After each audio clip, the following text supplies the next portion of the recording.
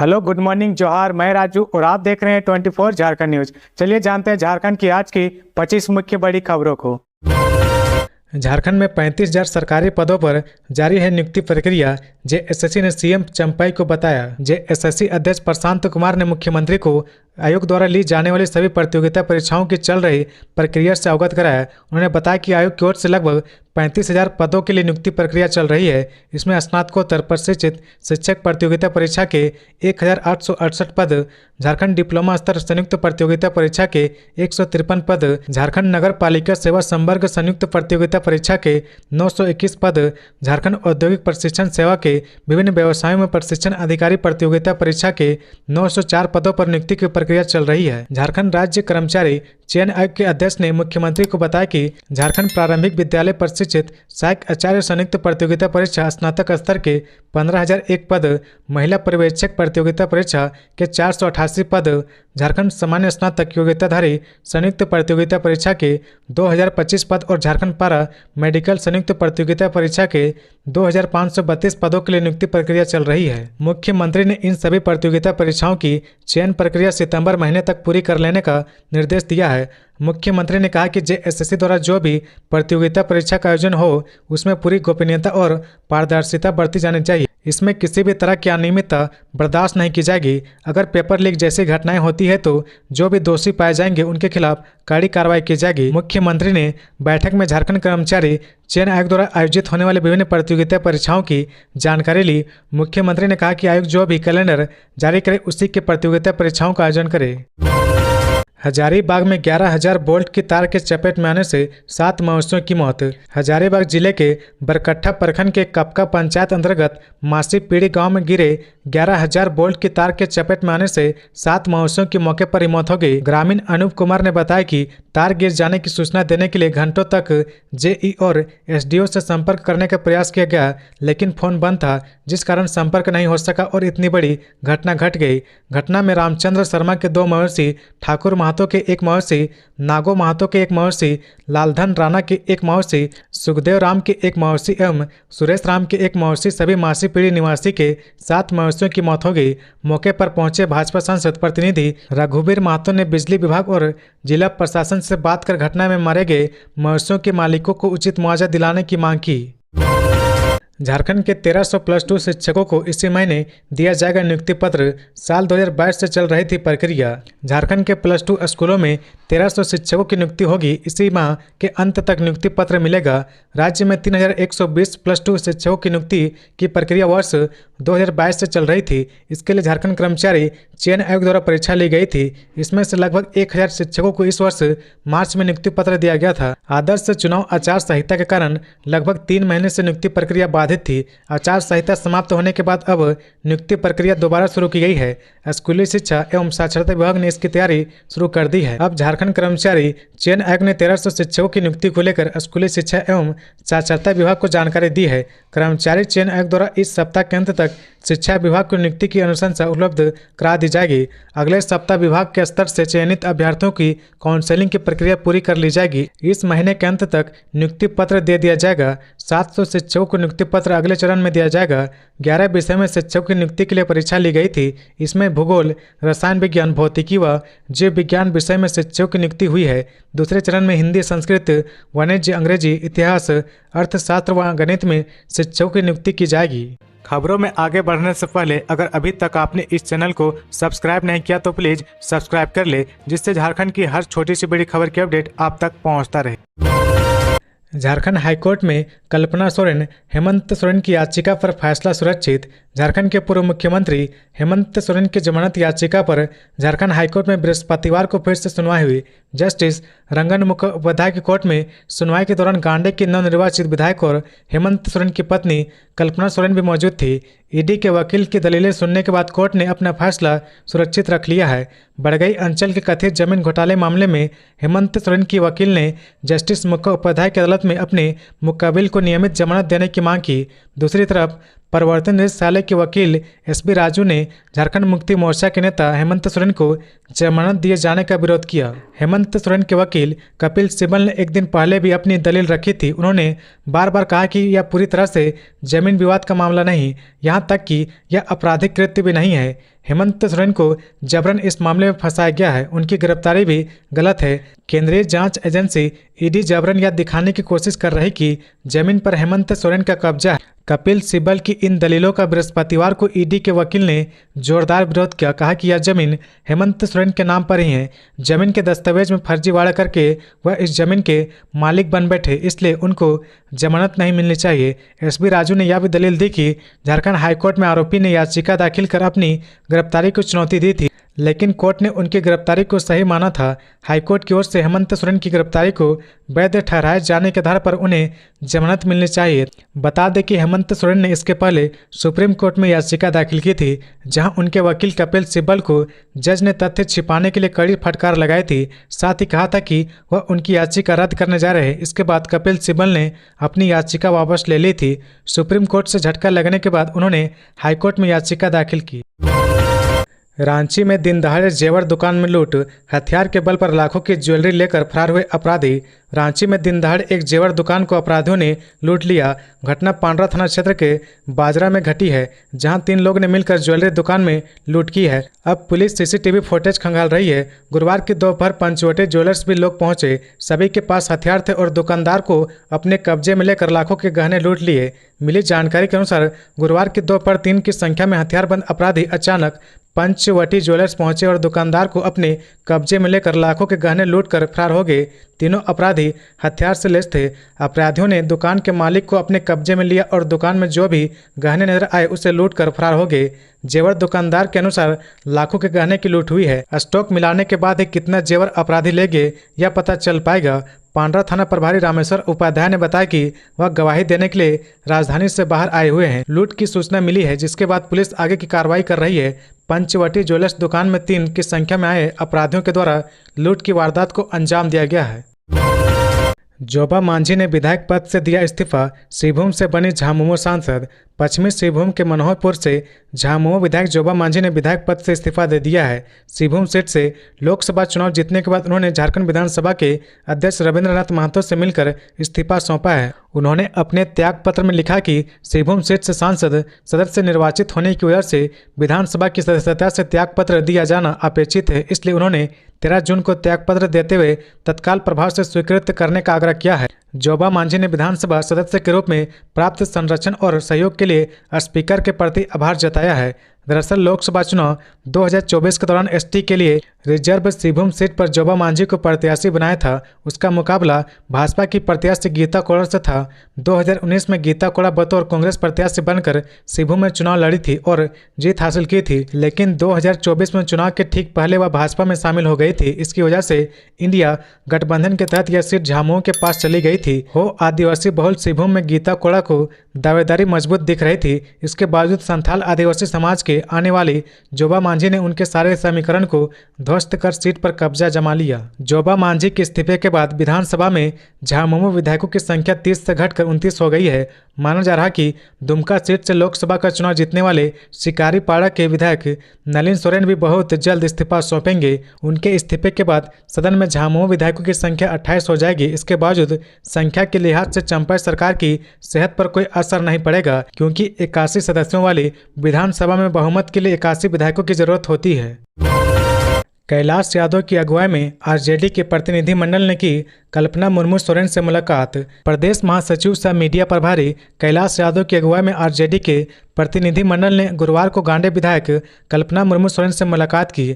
RJD प्रतिनिधिमंडल ने नवनिर्वाचित विधायक कल्पना सोरेन को जीत की बधाई एवं शुभकामनाएं दी। साथ ही लोकसभा चुनाव में उनकी सक्रियता, प्रयासों और परिश्रम के लिए उनकी सराहना की। कहा कि उनकी भूमिका के कारण इंडिया गठबंधन इस स्तर पर बेहतर प्रदर्शन कर पाया है। मिली खबर के मुताबिक मुलाकात के दौरान सामान्य रूप से अन्य राजनीतिक चर्चा की गई। कैलाश यादव ने कहा कि कल्पना सोरेन की राजनीति में कदम रखने से काफी कम दिनों में अप्रत्याशित लोकप्रियता बढ़ी है। इनकी मेहनत और सकारात्मक लगन के कारण राज्य में इंडिया गठबंधन के 5 लोकसभा सीट पर जीत दर्ज की है। कल्पना ने अपनी गांडे विधानसभा सीट से भी जीत दर्ज कर अपनी मजबूती का परिचय दिया है। प्रतिनिधिमंडल का नेतृत्व पूर्व विधायक सह प्रधान महासचिव संजय यादव ने किया। वहीं मुलाकात के दौरान विशेष रूप से प्रदेश महासचिव सह मीडिया प्रभारी कैलाश यादव, मुख्य प्रवक्ता डॉक्टर मनोज कुमार, महासचिव डॉक्टर अरुण कुमार, सचिव राजकुमार यादव, प्रणय कुमार बबलू, पलामू जिला अध्यक्ष मोहन विश्वकर्मा और हंसराज यादव आदि उपस्थित थे। झारखंड के इन 5 जिलों में सीवियर हीट वेव का अलर्ट, 45 के पार पहुंचा पारा, मानसून भी हुआ लेट। झारखंड में आसमान से आग बरस रही। भीषण गर्मी के बीच लू ने लोगों का जीना मुहाल कर दिया है।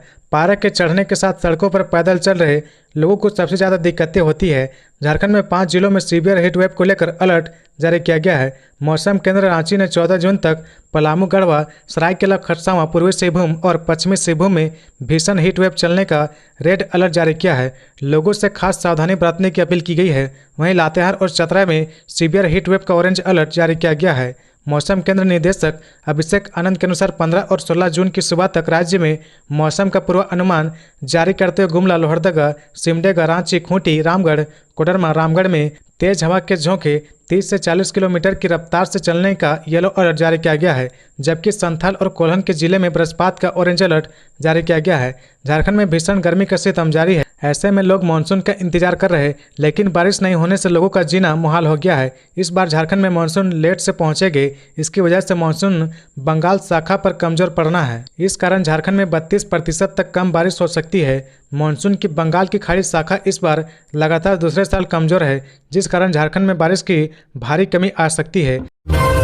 सीएम चंपई सोरेन ने बताया, रांची में बनेंगे 9 फ्लाईओवर और internal ring road. CM Champai ने झारखंड मंत्रालय में फ्लाईओवर ब्रिज और शहरों की ट्रैफिक व्यवस्था से संबंधित उच्च स्तरीय समीक्षा बैठक में जानकारी दी कि रांची में 9 फ्लाईओवर बनेंगे। साथ ही कहा कि रांची में जल्द ही इंटरनल रिंग रोड का निर्माण भी शुरू किया जाएगा। इन योजनाओं के बारे में पथ निर्माण विभाग के प्रधान सचिव सुनील कुमार ने बताया कि इंटरनल रिंग रोड बनाने के प्रस्ताव का कार्य शुरू हो गया है। रांची में बनने वाले इंटरनल रिंग रोड की कुल लंबाई 52 किलोमीटर होगी। यह काम 11 भागों में होगा। इसके लिए संबंधित 3 विभागों से प्रशासनिक स्वीकृति भी मिल चुकी है। सीएम को विभागीय अधिकारियों ने बताया कि पूरे राज्य में यातायात व्यवस्था सुदृढ़ करने के लिए 12 फ्लाईओवर के निर्माण का प्रस्ताव तैयार किया गया है। सरायकेला में 2 और दुमका में 1 फ्लाईओवर बनाया जाएगा। वहीं बाकी सभी फ्लाईओवर रांची में बनाए जाने का प्रस्ताव है। सीएम के समक्ष पथ निर्माण विभाग के प्रधान सचिव सुनील कुमार ने जानकारी दी कि राज्य के दुमका, डाल्टनगंज, चाईबासा, गिरिडीह एवं जमशेदपुर में पथ निर्माण विभाग द्वारा बाईपास सड़क का निर्माण होगा। इसके लिए डीपीआर तैयार किया जा रहा है। मौके पर सीएम को अवगत कराया गया कि रांची के करमटोली से रिम्स से होते हुए बूटी मोड़ तक और हिनू से बिरसा चौक होते हुए डीपीएस स्कूल तक फ्लाईओवर निर्माण का डीपीआर बनाया गया है। विभाग द्वारा इस योजना का पावर पॉइंट प्रेजेंटेशन भी किया गया। मनीष रंजन समेत 3 आईएएस अधिकारियों को झारखंड सरकार ने सौंपा अतिरिक्त प्रभार। झारखंड सरकार ने 3 आईएएस अफसरों को अतिरिक्त प्रभार दिया है। भू राजस्व विभाग के सचिव मनीष रंजन को भवन निर्माण विभाग की अतिरिक्त जिम्मेदारी दी गई है। साथ ही झारखंड राज्य भवन निर्माण निगम लिमिटेड के प्रबंध निदेशक का अतिरिक्त प्रभार सौंपा गया है। वहीं नगर विकास विभाग के सचिव चंद्रशेखर को भू राजस्व विभाग की जिम्मेदारी सौंपी गई है, जबकि अरवा राजकमल को मुख्यमंत्री के सचिव के साथ नगर विकास विभाग की भी जिम्मेदारी दी गई है। कार्मिक ने इससे संबंधित आदेश जारी कर दिया है। झारखंड में ओबीसी आरक्षण 27% करने की कवायद फिर शुरू। पिछड़ा वर्ग आयोग ने कार्मिक विभाग को भेजी अनुशंसा। राज्य में एक बार फिर ओबीसी का आरक्षण 14 से बढ़ाकर 27% करने की कवायद शुरू हो गई है। झारखंड राज्य पिछड़ा वर्ग आयोग ने पिछड़ा वर्ग के आरक्षण का दायरा बढ़ाने की अनुशंसा कर दी है। आयोग की ओर से कार्मिक विभाग को भेजी गई अनुशंसा में लिखा गया कि झारखंड राज्य में पिछड़ा वर्ग की कुल आबादी 50% से अधिक है। पिछड़ा वर्ग की सामाजिक, शैक्षणिक एवं आर्थिक स्थिति दयनीय है। अतः झारखंड राज्य में पिछड़ा वर्ग की आबादी को ध्यान में रखते हुए उनके लिए समेकित आरक्षण की सीमा 14 से बढ़ाकर 27% की जाए। इससे पूर्व आयोग ने बोर्ड की मीटिंग पर इस पर सहमति ले ली है। 11 नवंबर 2022 को तत्कालीन मुख्यमंत्री हेमंत सोरेन की सरकार ने राज्य में आरक्षण का दायरा बढ़ाकर 77% करने का विधेयक पारित किया था। इसमें एसटी को 28%, ओबीसी को 27% व एससी को 12% आरक्षण देने का प्रावधान किया गया था। विधेयक ने 9वीं अनुसूची में शामिल करने की अनुशंसा करते हुए हेतु इसे राजभवन को भेजा गया था। हालांकि लंबे समय तक यह आरक्षण विधेयक राजभवन के पास ही पड़ा रहा। पिछले वर्ष एक आपत्ति के साथ इस विधेयक को राजभवन ने लौटा दिया। राजभवन की ओर से यह आपत्ति जताई गई कि उक्त विधेयक में पिछड़ा वर्ग आयोग की अनुशंसा नहीं है। दरअसल उस समय राज्य पिछड़ा वर्ग आयोग में कोई अध्यक्ष या सदस्य नहीं थे, जिसकी वजह से विधेयक में आयोग की अनुशंसा शामिल नहीं की गई थी। राज्य सरकार ने 24 जनवरी 2024 को राज्य पिछड़ा वर्ग आयोग का गठन किया, जिसके अध्यक्ष योगेंद्र प्रसाद बनाए गए। इसके बाद आयोग ने आरक्षण प्रस्ताव को बोर्ड में पारित किया। अब इसकी अनुशंसा सरकार को भेज दी गई है। गिरिडीह में पुलिस के हत्थे चढ़े 5 साइबर ठग ऐसे फंसाते थे लोगों को अपने जाल में। गिरिडीह में साइबर अपराधियों के खिलाफ एक बार फिर बड़ी सफलता मिली है। पुलिस ने 5 साइबर अपराधी को गिरफ्तार कर लिया है। साथ ही उनके खिलाफ साइबर थाना कांड संख्या 24/2024 के तहत मामला दर्ज कर लिया गया है। गिरफ्तार अभियुक्तों के पास से 18 mobile, 29 SIM card, 13 ATM card समेत कई सामान बरामद किए गए हैं। दरअसल गिरिडीह पुलिस अधीक्षक को प्रतिबिंब पोर्टल के माध्यम से गुप्त सूचना मिली थी कि गांडे थाना क्षेत्र के कुछ साइबर अपराधी आम लोगों से ठगी कर रहे हैं। इसी सूचना के आधार पर साइबर पुलिस अधीक्षक गिरिडीह के नेतृत्व में एक टीम का गठन किया गया। उसके बाद उस थाना क्षेत्र में छापेमारी करते 5 साइबर अपराधी को गिरफ्तार कर लिया गया। पुलिस की पूछताछ में उन्होंने अपना जुर्म कबूल कर लिया है। गिरिडीह साइबर पुलिस की पूछताछ में गिरफ्तार अभियुक्तों ने बताया कि वह फर्जी सिम कार्ड का प्रयोग के माध्यम से ग्राहकों को इंक्वायरी के नाम पर फोन करते थे। इसके बाद उनसे ठगी करते थे। साइबर अपराधियों ने यह भी जानकारी दी कि ठगी करने का एकमात्र तरीका नहीं है। इसके अलावा वे लोगों को व्हाट्सएप पर गेमिंग ऐप का लिंक भेजकर लोगों को अपने ढांचे में लेते थे। इसके अलावा वे ग्राहकों के आधार कार्ड, पासबुक व अन्य कागजात धोखे से रखकर उसका उपयोग कर वे प्रज्ञा केंद्र से ठगी का पैसा निकालने का कार्य करते थे। रांची जमीन घोटाला मामला, न्यायिक हिरासत में भेजे गए शेखर कुशवाहा, रिमांड पर फैसला आज। बड़गई जमीन घोटाले मामले में गिरफ्तार आरोपी शेखर कुशवाहा को ईडी ने गुरुवार को पीएमएलए कोर्ट में पेश किया, जहां ईडी ने अदालत से रिमांड पर लेने की इजाजत मांगी, जिस पर बचाव पक्ष के अधिवक्ता अभिषेक कृष्ण गुप्ता ने विरोध किया। फिलहाल कोर्ट ने शेखर कुशवाहा को जेल भेज दिया है। गुरुवार की रात बिरसा मुंडा जेल में ही बीती। शुक्रवार को एक बार फिर से पीएमएलए कोर्ट में पेश किया जाएगा, जहां कोर्ट रिमांड पर फैसला देगी। बता दें कि इस मामले में पहले भी पूर्व सीएम हेमंत सोरेन, रांची के तत्कालीन उपायुक्त छवि रंजन, झामुमो नेता अंतु तिर्की सहित कुल 21 लोगों को गिरफ्तार किया जा चुका है। शेखर कुशवाहा जमीन घोटाले में गिरफ्तार किया जाने वाला 22वां अभियुक्त है। फर्जी दस्तावेज के सहारे जमीन की खरीद बिक्री के मामले की जांच के दौरान ईडी ने पाया कि शेखर बड़गई अंचल की गाड़ी मौजा की 4.83 एकड़ जमीन की खरीद बिक्री में शामिल है। ईडी द्वारा कोलकाता रजिस्ट्री कार्यालय के तपस घोष, संजीत और हजारीबाग के डीड राइटर इरशाद अख्तर की गिरफ्तारी और पूछताछ के बाद इस जमीन की खरीद बिक्री से संबंधित जानकारी मिली थी। गौरतलब है कि ईडी को जमीन घोटाले की जांच के पहले चरण में अफसर अली सहित अन्य के ठिकानों पर हुई छापेमारी के दौरान शेखर कुशवाहा के भी जमीन के कारोबार में शामिल होने की जानकारी मिली थी। पहले चरण के दौरान मिली सूचनाओं के आधार पर ईडी ने आगे की जांच रखी। शेखर के खिलाफ ठोस सबूत जुटाने के बाद ईडी ने उनसे समन भेजा। समन के आलोक में वह 12 जून को पूछताछ के लिए ईडी के क्षेत्रीय कार्यालय में उपस्थित हुआ। यहां लंबी पूछताछ के बाद ईडी ने बुधवार की देर शाम उन्हें गिरफ्तार कर लिया। पेशा नियमावली लागू करने की कवायद तेज, सीएम चंपई बोले, झारखंड में बेहतर पेशा कानून की प्राथमिकता है। झारखंड के मुख्यमंत्री चंपई सोरेन ने सूबे में पेशा नियमावली लागू करने की कवायद तेज कर दी है। मुख्यमंत्री ने कहा कि झारखंड में बेहतर पेशा कानून लागू करना उनकी सरकार की प्राथमिकता है। मुख्यमंत्री चंपई सोरेन ने बृहस्पतिवार को झारखंड मंत्रालय में पंचायती राज विभाग के अधिकारियों के साथ समीक्षा बैठक की। इस दौरान अधिकारियों ने पेशा एक परिचय एवं रोड मैप विषय एवं पावर पॉइंट प्रेजेंटेशन किया। मुख्यमंत्री ने पेशा एक परिचय एंड रोड मैप की समीक्षा करते हुए अधिकारियों को कई महत्वपूर्ण दिशा निर्देश भी दिए हैं। समीक्षा बैठक के क्रम में मुख्यमंत्री चंपई सोरेन एवं अधिकारियों के बीच इस बात पर चर्चा हुई कि राज्य में शीघ्र पेशा कानून कैसे लागू किया जाए। इस दौरान कई अहम बिंदुओं पर विस्तृत चर्चा की गई। इस अवसर पर सूबे के मुख्यमंत्री चंपई सोरेन ने अधिकारियों से कहा कि झारखंड में एक बेहतर पेशा नियमावली बने, यह हम सभी की नैतिक जिम्मेदारी है। समीक्षा बैठक में झारखंड सरकार के मंत्री दीपक बिरुवा, मुख्य सचिव एल ख्यांगते, मुख्यमंत्री के प्रधान सचिव अविनाश कुमार, पंचायती राज विभाग के प्रधान सचिव विनय कुमार चौबे, मुख्यमंत्री के सचिव आरवा राजकमल, अनुसूचित जनजाति, अनुसूचित जाति, अल्पसंख्यक एवं पिछड़ा वर्ग कल्याण विभाग के सचिव कृपानंद झा, निदेशक पंचायती राज निशा उरांव सहित अन्य पदाधिकारी उपस्थित थे। मानसून का बंगाल शाखा कमजोर पड़ा, झारखंड में 32% तक कम हो सकती है बारिश। झारखंड में भीषण गर्मी का सितम जारी है। ऐसे में लोग मानसून का इंतजार कर रहे, लेकिन बारिश नहीं होने से लोगों का जीना मुहाल हो गया है। इसकी वजह मानसून का बंगाल शाखा कमजोर पड़ना है। इस कारण झारखंड में 32% तक कम बारिश हो सकती है। मानसून की बंगाल की खाड़ी शाखा इस बार लगातार दूसरे साल कमजोर है, जिसके कारण झारखंड में बारिश की भारी कमी आ सकती है। नतीजा यह है कि राज्य के लोग प्रचंड धूप झेल रहे हैं। गौरतलब है कि झारखंड में पिछले 10 साल में बारिश वाले दिनों की संख्या में औसतन 3 से 5 दिन की कमी आई है। झारखंड में मानसून की अवधि 1 जून से 30 सितंबर तक होती है।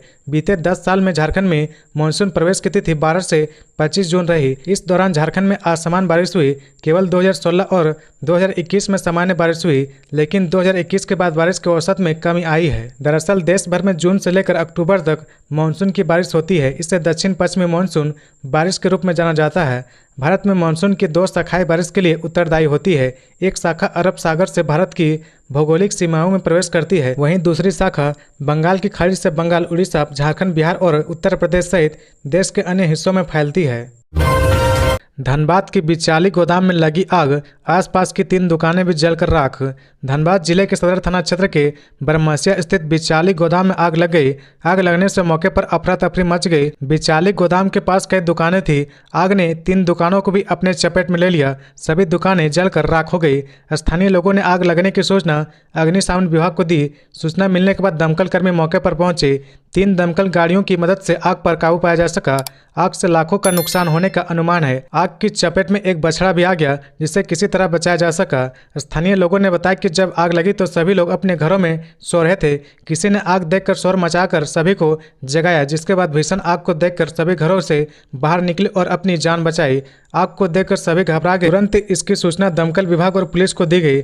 आग लगने से पास कहीं चाय दुकान, दूसरा टेलर और तीसरा लातेहार की दुकान चपेट में आ गई। तीनों दुकानों समेत उसमें रखा सामान जलकर राख हो गया। दमकल कर्मियों ने 3 दमकल गाड़ियों से कड़ी मशक्कत के बाद आग पर काबू पाया। आग की चपेट में आए दुकानदारों ने बताया कि आग की सूचना पाकर वे मौके पर पहुंचे। आग में उनकी दुकानें जल गई। गुमटी और अंदर रखा हजारों का सामान जलकर राख हो गया।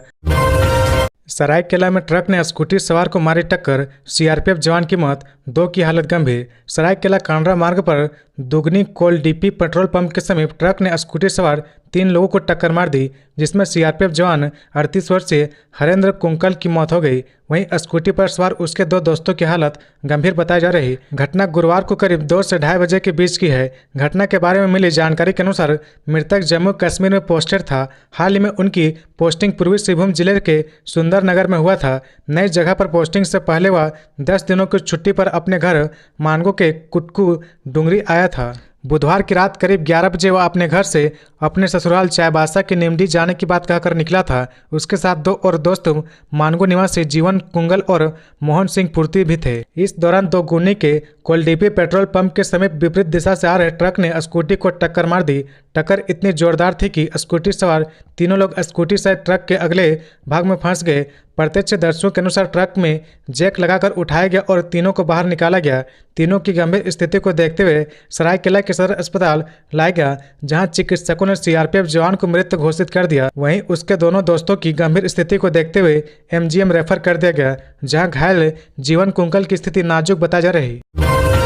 इंटरमीडिएट सहायक आचार्य परीक्षा शुरू, पहले दिन 75% रही उपस्थिति। राज्य के प्रारंभिक विद्यालयों में 26,001 पदों पर सहायक आचार्य की नियुक्ति को लेकर इंटरमीडिएट पर शिक्षित सहायक आचार्य के पद के लिए बुधवार से परीक्षा शुरू हो गई है। जेएसएससी के तत्वाधान में 5 जिलों में 14 केंद्रों पर इंटरमीडिएट पर शिक्षित सहायक आचार्य कक्षा 1 से 5 के लिए शुरू हुई।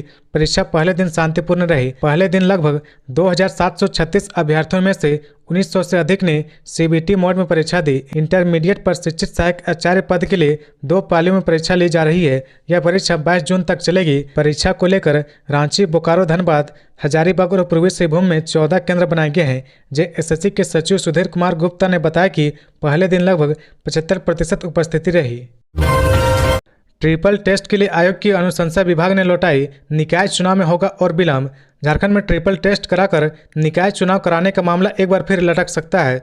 झारखंड राज्य पिछड़ा वर्ग आयोग द्वारा मध्य प्रदेश की तर्ज पर पिछड़े वर्ग के लिए वार्ड आरक्षित करने की अनुशंसा की गई थी। इसका फॉर्मेट नगर विकास विभाग को 9 मई को ही भेजा गया था। वहीं दूसरी ओर विभाग ने अब कहा कि ट्रिपल टेस्ट के मामले में सुप्रीम कोर्ट ने जिस तरह की 3 लेयर सर्वे कराने की बात कही थी उसी तर्ज पर किया जाना उचित होगा, ताकि बाद में कोर्ट में कोई इसे चुनौती नहीं दे सके। पिछले दिनों ट्रिपल टेस्ट के अध्ययन के लिए राज्य पिछड़ा आयोग की 4 सदस्यीय टीम मध्य प्रदेश गई थी। वहां मतदाता सूची में ओबीसी की संख्या जांची गई और उसके आधार पर वार्डों को ओबीसी के लिए आरक्षित कर दिया गया था। इसे नगर विकास विभाग ने नकार दिया है। विभाग ने सुप्रीम कोर्ट के आदेश के तहत 3 लेयर टेस्ट कराने का सुझाव दिया है। इसके तहत पिछड़े वर्ग की संख्या का परीक्षण और उसका सत्यापन किया जाना है। इसमें यह भी ध्यान रखना है कि एसटी, एससी और ओबीसी मिलाकर किसी भी हाल में 50% से अधिक सीट आरक्षित नहीं हो। इसमें पिछड़ेपन की प्रकृति भी तय करते हुए अन्य जातियों के अनुपात में सीटों को आरक्षित किया जाना है। आयोग के सूत्रों ने बताया कि राज्य में पिछड़ों की वास्तविक संख्या जानने के लिए जातीय जनगणना सही माध्यम है। इससे स्पष्ट होगा कि किस क्षेत्र में पिछड़े अधिक है और अन्य जातियों की संख्या का अनुपात क्या है। राज्य पिछड़ा वर्ग आयोग ने अब 4 सदस्यीय टीम को बिहार भेजने का फैसला किया है। वहां निकाय चुनाव के किस तरह ट्रिपल टेस्ट कराकर सीट आरक्षित किए गए थे, इसकी रिपोर्ट तैयार की जाएगी। इसके बाद सरकार को अनुशंसा भेजी जाएगी। बताया गया कि 19 जून को 4 सदस्यीय टीम बिहार जाएगी। बिहार से रिपोर्ट आने के बाद ही अब आगे की कार्रवाई हो सकती है। निकाय चुनाव कराने के मामले की सुनवाई झारखंड हाईकोर्ट में चल रही है। जनवरी में हाईकोर्ट ने 3 हफ्ते में चुनाव कराने का आदेश दिया था, पर सरकार ने हल्फनामा दायर कर कहा था कि ट्रिपल टेस्ट के बाद ही यह संभव हो सकेगा। फिलहाल मामला लंबित है। राज्य पिछड़ा वर्ग आयोग के अध्यक्ष योगेंद्र प्रसाद ने कहा कि मध्य प्रदेश की तर्ज पर ट्रिपल टेस्ट कराए जाने की अनुशंसा हमने भेज दी है। अब विभाग को निर्णय लेना है कि कैसे ट्रिपल टेस्ट होगा और निकाय चुनाव कैसे होगा। मध्य प्रदेश की तर्ज पर ट्रिपल टेस्ट कराने की अनुशंसा की गई थी, जिसे नगर विकास विभाग ने खारिज कर दिया है। पिछड़ा वर्ग आयोग का मानना है कि पिछड़ों की वास्तविक संख्या जानने के लिए जातीय जनगणना ही सही माध्यम है। अब बिहार के ट्रिपल टेस्ट व निकाय चुनाव का अध्ययन करेगा पिछड़ा वर्ग, जिसे नगर विकास विभाग ने खारिज कर दिया है। पिछड़ा वर्ग आयोग का मानना है कि पिछड़ों की वास्तविक संख्या जानने के लिए जातीय जनगणना ही सही माध्यम है। अब बिहार के ट्रिपल टेस्ट व निकाय चुनाव का अध्ययन करेगा पिछड़ा वर्ग आयोग। 19 जून को टीम बिहार जाएगी। रिजल्ट का इंतजार कर रहे पीजीटी परीक्षार्थियों का टूटा सब्र का बांध, जल्द रिजल्ट प्रकाशित करने की मांग पर अड़े। झारखंड की पीजीटी अभ्यर्थियों का सब्र का बांध अब टूट चुका है। 11 विषयों के पीजीटी शिक्षकों की नियुक्ति परीक्षा का रिजल्ट प्रकाशित करने की अभ्यर्थियों ने मांग की है। अभ्यर्थियों की ओर से कहा गया कि झारखंड कर्मचारी चयन आयोग के विज्ञापन संख्या PGTTC 2 मार्च 2023 के आलोक में कुल 11 विषयों का पीजीटी शिक्षकों के नियुक्ति परीक्षा हुई है, जिसमें से भौतिक शास्त्र, रसायन शास्त्र, जीव विज्ञान एवं भूगोल की नियुक्ति पत्र आ गया है, लेकिन बाकी 7 विषयों का नियुक्ति पत्र अब तक नहीं आई है। परीक्षार्थी ने जल्द से जल्द रिजल्ट प्रकाशित करने की सरकार से गुहार लगाई है। अभ्यर्थियों द्वारा कहा गया कि एक ही विज्ञापन होने के बावजूद भी 4 विषयों का एग्जाम हुआ, जिसमें भौतिक शास्त्र, रसायन शास्त्र, जीव विज्ञान एवं भूगोल की नियुक्ति पत्र 7 मार्च 2024 को दी गई, लेकिन अन्य 7 विषय हिंदी, गणित, अर्थशास्त्र, अंग्रेजी, संस्कृत, इतिहास एवं वाणिज्य की नियुक्ति अब तक नहीं दी गई है। +2 शिक्षकों की कमी से जूझ रहे सरकारी स्कूलों में विभिन्न विषयों के लिए 3120 शिक्षकों की नियुक्ति होनी है, जिसके लिए 2023 में झारखंड कर्मचारी चयन आयोग के द्वारा विज्ञापन निकाला गया था। आयोग के द्वारा पिछले साल 18 अगस्त से 10 सितंबर तक हर दिन अलग अलग विषयों की ऑनलाइन परीक्षा आयोजित की गई थी। मार्च 2024 में झारखंड कर्मचारी चयन आयोग के द्वारा भौतिक, रसायन, बायोलॉजी और भूगोल विषय के परिणाम जारी किए गए। इन विषयों में चयनित करीब 1250 सफल अभ्यर्थियों को मुख्यमंत्री चंपई सोरेन ने गुरुवार 7 मार्च को नियुक्ति पत्र सौंपा। ऐसे में सरकार से गुहार लगा रहे कि अन्य विषयों के पीजीटी परीक्षार्थी मुख्यमंत्री से मिलकर जल्द से जल्द रिजल्ट प्रकाशित करने की मांग की है। राज्य में अब टाइमलाइन के साथ शुरू होगी नई योजनाएं। सीएम चंपई सोरेन ने विभिन्न विभागों के प्रधान सचिव की उपस्थिति में जिलों के उपायुक्त के साथ विकास और जन कल्याणकारी योजनाओं की समीक्षा बैठक में कहा कि राज्य में अब टाइमलाइन के साथ नई योजनाएं शुरू होंगी। कहा कि जल्द ही राज्य सरकार कई जन कल्याणकारी और विकास की योजनाएं शुरू करने वाली है। कहा कि राज्य में सकारात्मक बदलाव लाने की प्रतिबद्धता के साथ सरकार आगे बढ़ रही है। यह राज्य विकास के रास्ते पर कैसे आगे बढ़े, समाज के अंतिम पंक्ति में बैठे लोगों को कैसे सरकार की योजनाओं से जोड़ा जाए, इसमें आप सभी का अहम रोल है। उन्होंने कहा कि 2 दिनों तक चली इस बैठक में विभिन्न योजनाओं को लेकर विस्तार से जानने समझने का मौका मिला। मुझे पूरा विश्वास है कि इस बैठक के सकारात्मक परिणाम देखने को मिलेंगे। सीएम चंपाई ने कहा कि 2 दिनों तक चली इस बैठक में कानून और व्यवस्था से लेकर विकास योजनाओं और उसकी प्रगति पर विस्तार से चर्चा हुई है। इसमें योजनाओं के क्रियान्वयन में क्या समस्याएं आ रही, उन समस्याओं का क्या समाधान हो, योजनाएं कैसे धरातल पर उतरे, लोगों को इसका लाभ किस तरह मिले, इस पर रणनीति बनाने का कार्य हुआ। कहा कि हमारी सरकार से राज्य की जनता को काफ़ी उम्मीदें हैं। जनता की आकांक्षाओं को पूरा करने में हमें अपनी जिम्मेदारियों को पूरी निष्ठा के साथ निभाना है। लोगों को उनका हक और अधिकार पूरे सम्मान के साथ देने के लिए सरकार प्रतिबद्ध है और इसमें आप सभी का योगदान काफ़ी मायने रखता है। मुख्यमंत्री ने कहा कि हमारी सरकार में किसी के साथ कोई भेदभाव नहीं होगा।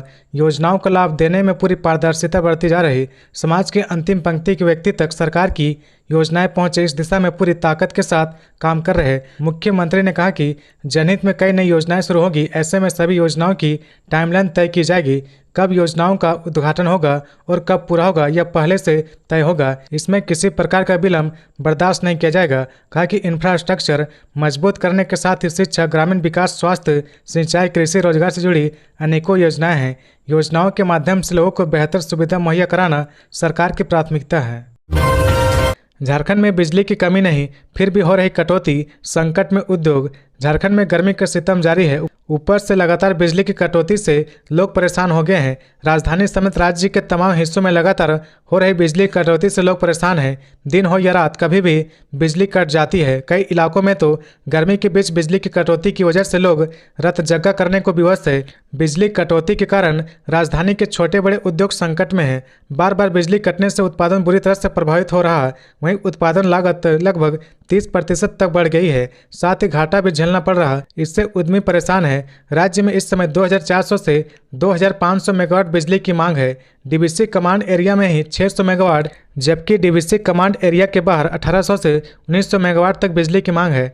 राज्य में अभी मांग के अनुरूप फुल लोड बिजली आपूर्ति भी हो रही है। इसके बावजूद हर जगह बिजली की समस्या बनी हुई है।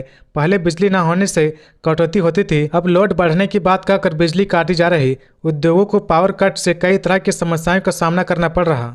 तो ये थी आज की झारखंड की टॉप बड़ी खबरें। इसी तरह झारखंड की हर छोटी सी बड़ी खबर देखने के लिए आप हमारे चैनल 24 झारखंड न्यूज को सब्सक्राइब करके बेल आइकन प्रेस कर ले, जिससे झारखंड की हर छोटी सी बड़ी खबर की अपडेट आप तक पहुंचता रहे। तो आज के लिए बस इतना ही। हमें दीजिए इजाजत, फिर मिलते हैं नेक्स्ट न्यूज में।